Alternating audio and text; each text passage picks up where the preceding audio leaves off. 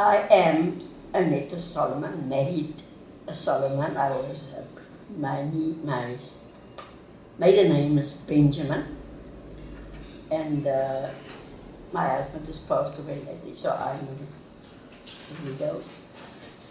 I was born here in Paarl. My parents were Paarl Benjamin, the youngest of the family, and my mother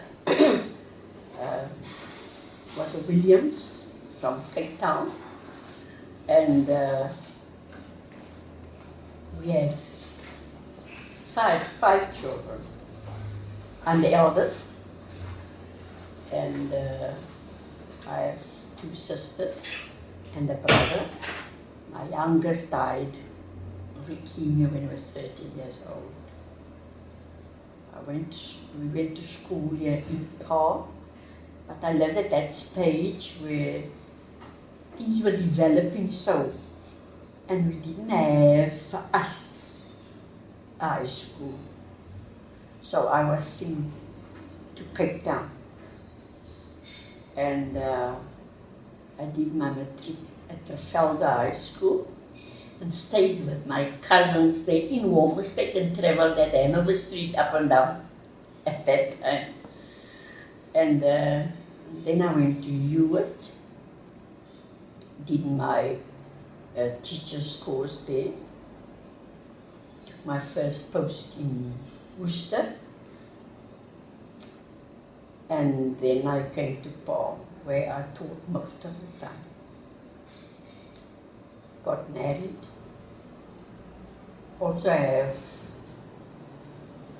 5 children, and they're adults now already, and each of them are their own homes and scattered all over the place.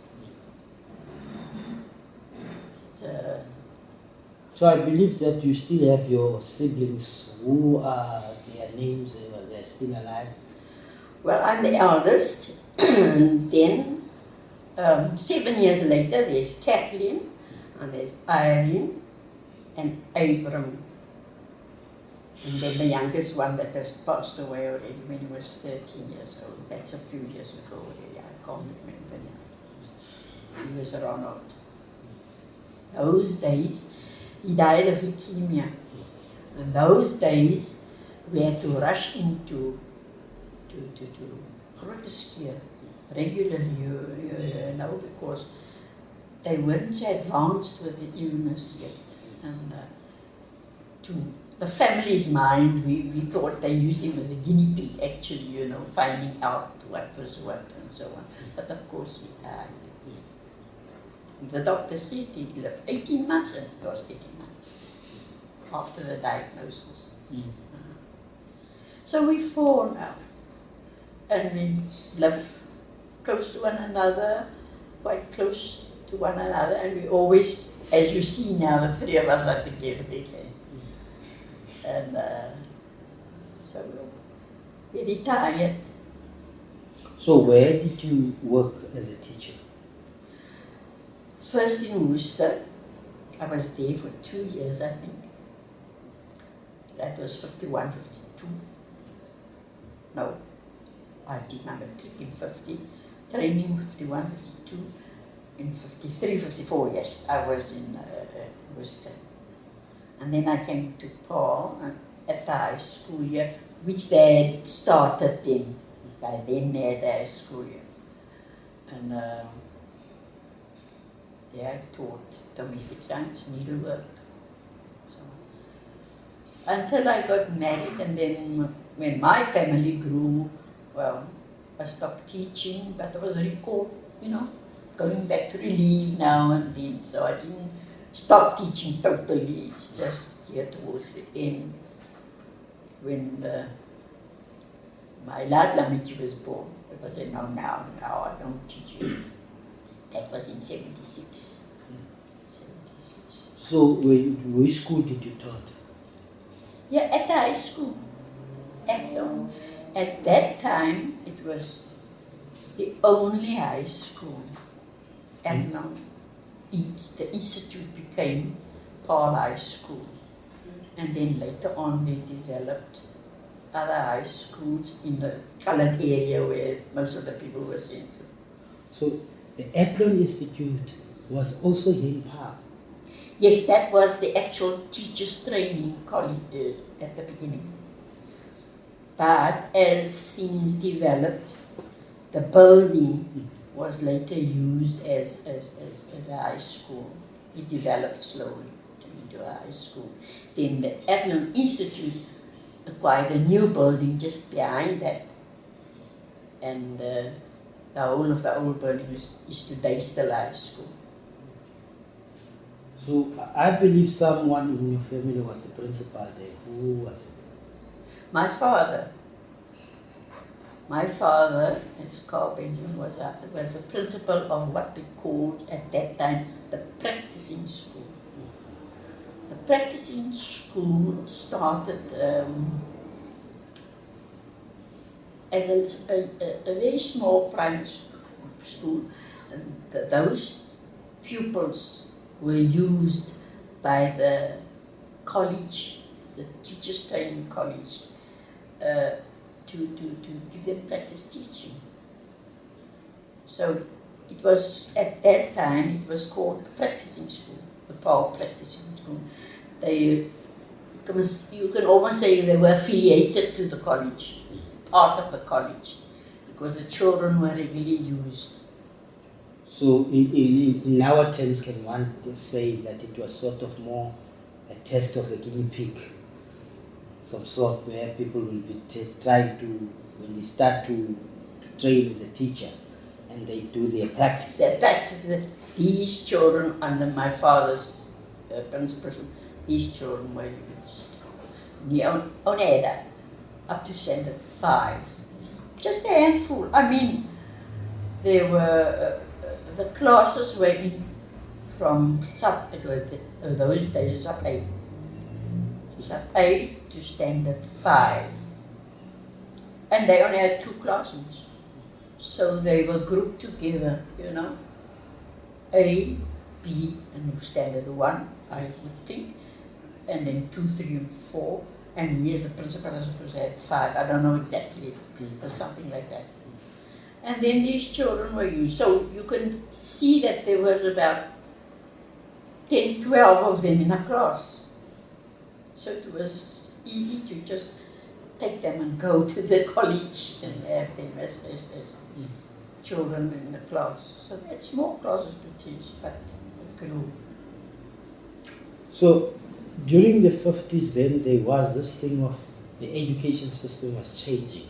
Yes. Because you remember prior 1948, people were studying together, doing things together, but now there was a system introduced.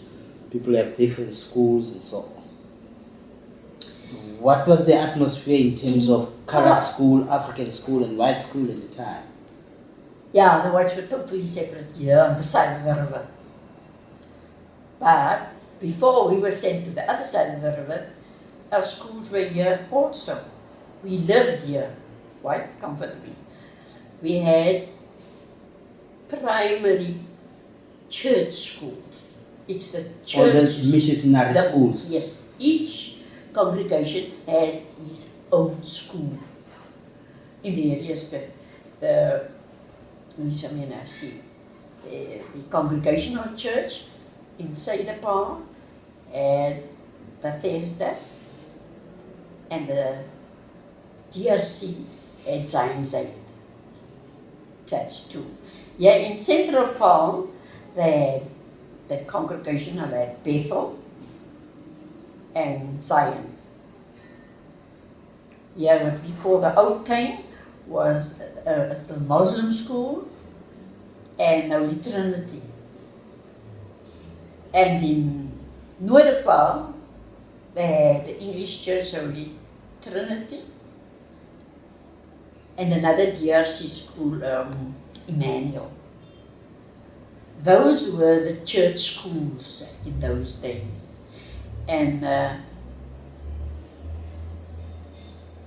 each one had its own principle and so on.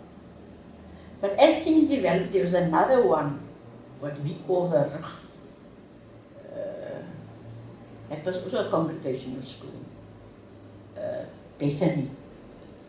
Now these schools were all up to standard 5. And as things developed, they had to plan what were they going to do with all these standard 6s. So the Athlone Institute building was then given to these 6s. And my father was principal to this little practicing school in the corner there of the building, while the rest of the building belonged to the Athlone Institute. So the Athlone Institute gave the lower, the floor, ground floor, to the 6s. Each little school sending their 6s down here to the main school. My father then became principal of the 6s also. And they had the college upstairs. And then of course the 6s had to go to 7. Mm-hmm. And that means they pushed the college out. And that is how they later got their new building, just behind them. And it developed into a high school. And my father then retired. I can't now exactly tell you how things happened then. When he retired, it was a high school and there was a high school principal. But at some stage, there was a high school principal and a primary school principal.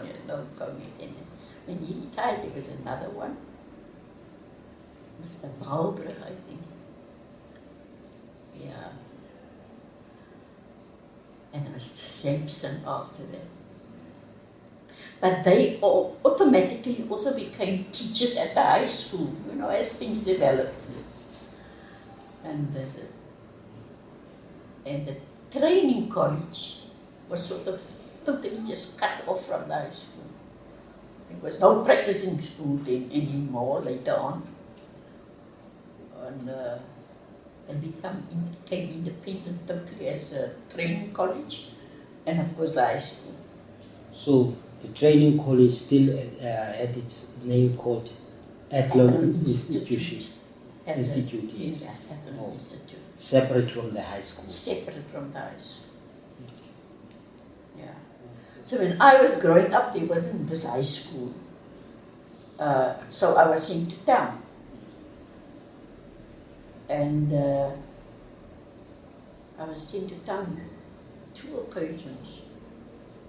And then I joined them here in standard 6. And of course I couldn't go any further. So 6 and 7 and 8, and then 9 and 10 I did in town. At the Velka, yeah. But when my sisters, when they did, the Kathleen is the one that also went to town for her high school, the matric. But the others did theirs here. Because then at that time there was a high school. So, I heard you talk about the other side of the river and this side. So, what do you mean by that? Was that of a dividing river, or was it the time of the removal of people from the central to the south and north? Because I hear this language here in Paarl, people talking about the other side of the river, and the side of the river, this side of the river. Can you just maybe briefly tell us what actually happened there? Oh, those were the dramatic days, really dramatic. But we were moved, and the division was the river. So everyone had to move. We had our home, which I was born and reared here in Central Park. My grandfather built the house. It was one of those basic homes of the time where there's just two rooms, and a kitchen. And he added on and made a home for us. My father then was the only son, and his brother had died by then, got married, and we were reared in that home. With my grandfather, my granny had died in, and my one aunt. My aunts, my father's sisters, they were all, 3 of them, they were all teachers too, except the one. And she built a house, a semi-detached house, just on the other side of the road. So the family was still together. But with the division, which to move, we had to sell the house, and we got next to nothing, as you know. And he could barely buy a home, which is still there now. My brother stays in that home, on the other side of the river, what area you call Charleston. But the whole area at that time was called the Rug, because it's on the hill over to the mountain.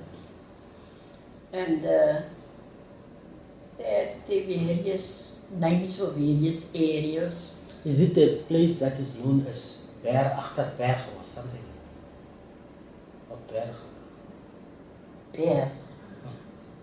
The river is Bergrivier. Berg, okay. But, yeah. And there is a Bergrivier lower down towards Wellington. But this area across the road, across the river is what today is called Paarl East. And we all had to move. The school had to move. But then, when the high school moved, they had built, on Charleston Hill, they had built prefabricated the school here. And when they moved in, that very year, I don't know for how many years, months they were in that building, the wind blew the roof off.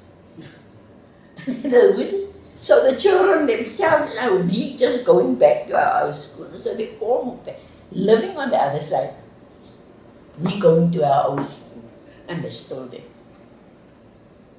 So, but of course, Paarl East is developed now, and there are other high schools also. So it means then, what did the government say while children go back to their own school after they've been moved? They couldn't say anything because there was no school, there was no roof. It was totally blown off.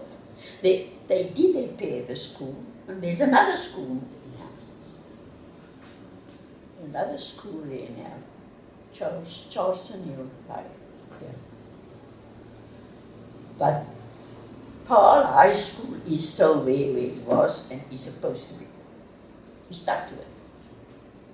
So it means then this first removal didn't work. It didn't work with the school.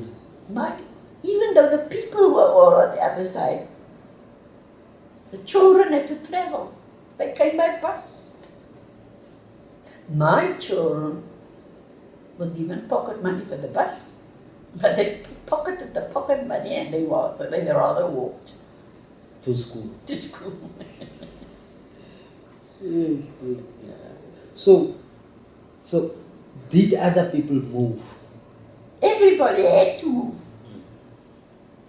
Down here in what is known the Old Town, there are 2 mosques. Still there. The mosque is standing there. But the people around it Were removed. All of it. So is the mosque still used today? Yes. Evidently the one they use as a sort of a museum. But the other one is used, yes. As we did go to school, come over the river. They come over the river. They come to it. Yes. Yeah. Because I believe in the 60s there was also a removal from what they call Langabuya to Bekweni today. Langabuya is, it was always there. But it extended further away. It's now Bekweni. Okay. Yeah. But it's so developed now that Northern Paarl, what's the station's name now? Tal Josephat, that's Northern Paarl, runs into Bekweni. I noticed there was an open space before there. Bekweni into Wellington. So it's all in one. So, no. So can you maybe tell us more about what other activities did your generation as a youth do in Paarl in terms of sport, music, and so on? Growing up, my parents were fairly musical. My mother played piano, played the organ in church. My father didn't play, but he had some musical experience, because I remember as a child, he conducted the school choir. So we had to have some colleagues there, yes, he did do a little music. And we had family singing together, musical evenings. My mother used to play the piano, and we had a friend also teaching at the college at that time, who also played the piano. When she used to come visit over, we had sing-alongs, you know. Mm. So there was music in the house. And on the whole, we have quite a number of musical say prodigies and developments in Paarl. My generation, well, a little older than myself, who were musical, and because they were teachers, they saw the need of development, and they themselves became music teachers and developed in such a way that today one of them is well known because he started the music school, which is today the Music Institute, the Frank Peterson Music. Yeah. The department has, of course, taken it over, and it's fully fledged music school. But my children went there as, as we got the children together, got the teachers together, and he Frank Peterson being principal of my West Institution. He was an inspector, Yeah. music inspector. He was in charge of all these little church schools, and then he used to get the music inclined children together and bring them together, and they taught them to play various instruments and so on.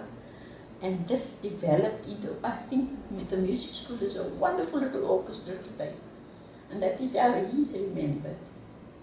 Who's this gentleman? Frank Peterson. Frank Peterson. Yeah. Okay. Yeah, and his children very musical too, 3 boys. Is he still alive? No, he passed on. He passed on. His wife is still alive, but she's getting old now too. So are you saying that there are some of your children or grandchildren that are taking up music as a career? Quite a number of them. Quite a number of them in Paarl. Because of Frank Peterson's idea that they had, And we have a number of singers, we have vocalists, yes, and we have musicians playing all sorts of instruments.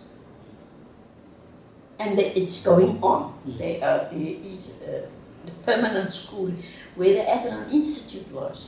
The training college isn't there anymore. We have the music school. The building is now a fully fledged musical school. So do you still, can you play any piano? Ashamedly, I would say no, I had. Mind you, my mother was very disappointed. I know, because we all had the opportunity, all of us. And none of us really, playing at the moment. No. Yeah. But we got that music background, we did. And then besides the music, which is always top here in Paarl, I think, because of it. They played various sports. They, Yeah, because I've noticed that there are also sports legends, which was recorded last year here in Paarl. sports. Sports legends. Yes, quite a number. Oh goodness me, I can't remember now all the names.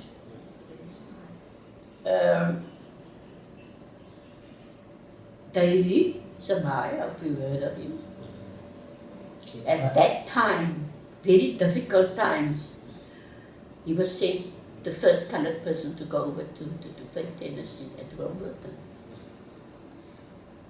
And then when he came back, he started the tennis school here, you know, and developed the interest of children playing tennis. And the courts he started has also developed now into Paarl tennis courts. They're still there. And, so we had quite a number of legends here. And I know one, he wasn't on Paarl, like, I know he and his wife immigrated to London, and he's a tennis coach of some sort in England. And so you have many of them, you know. There's rugby too, quite a number. Yeah, I've seen a number of rugby clubs of Paarl people are playing. Yeah, the clubs at those days were also here in Paarl. Was centralized also into areas. You had a club in Paarl, you had a club in Central Paarl, you had one here in the, what they call the old town, you had one in Lower Paarl. And these clubs, rugby clubs, used to compete. Oh, what a competition. You have to have one of them to tell you. I don't know much about the rugby. I remember my father was also one of the officials. What's the name of this rugby club? It still stands.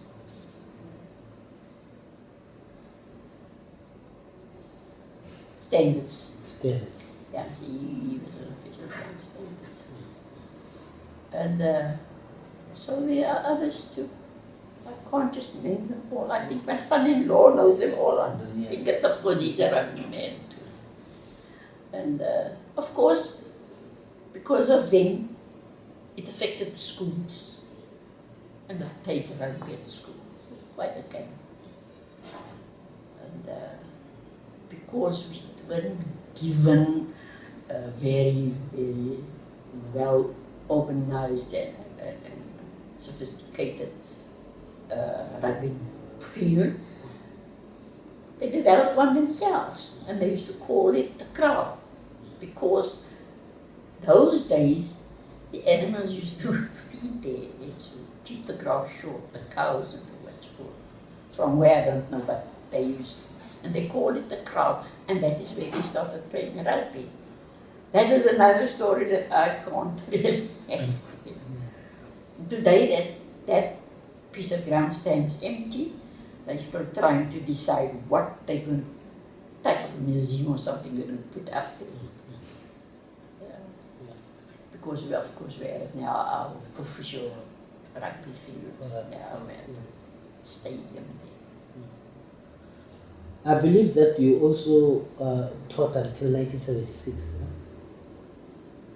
70s, yeah.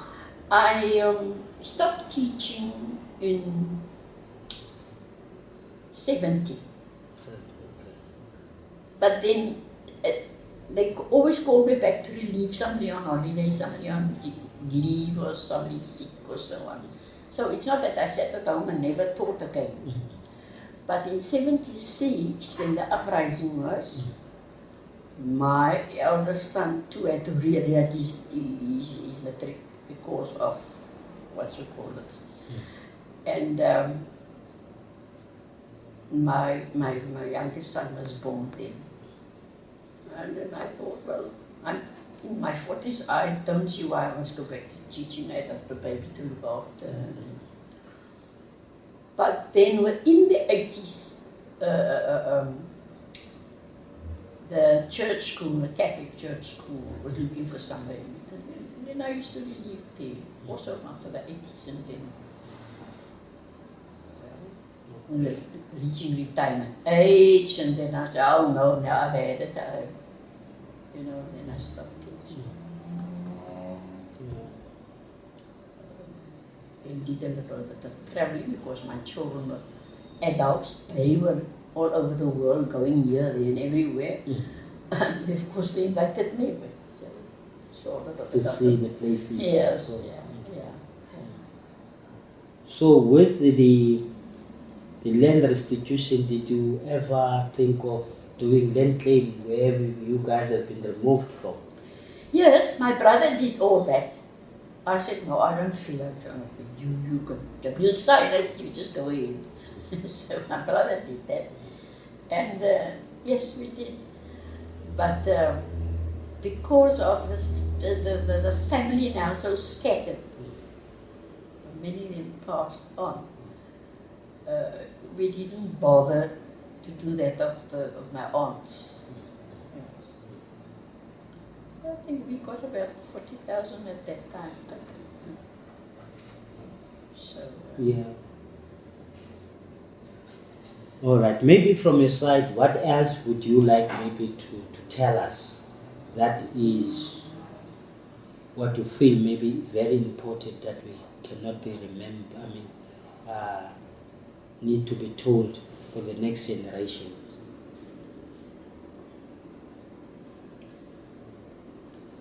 now what is there now that my age, I look back and I had experienced the changeover, the change. And it has also brought advantages and disadvantages. But the one thing that strikes me now is the growing up of the younger children today, my grandchildren. Fortunately, they're all adults, most of them are adults now. That they've lost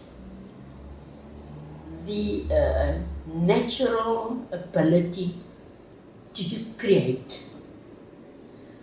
A child these days is taught how to amuse himself.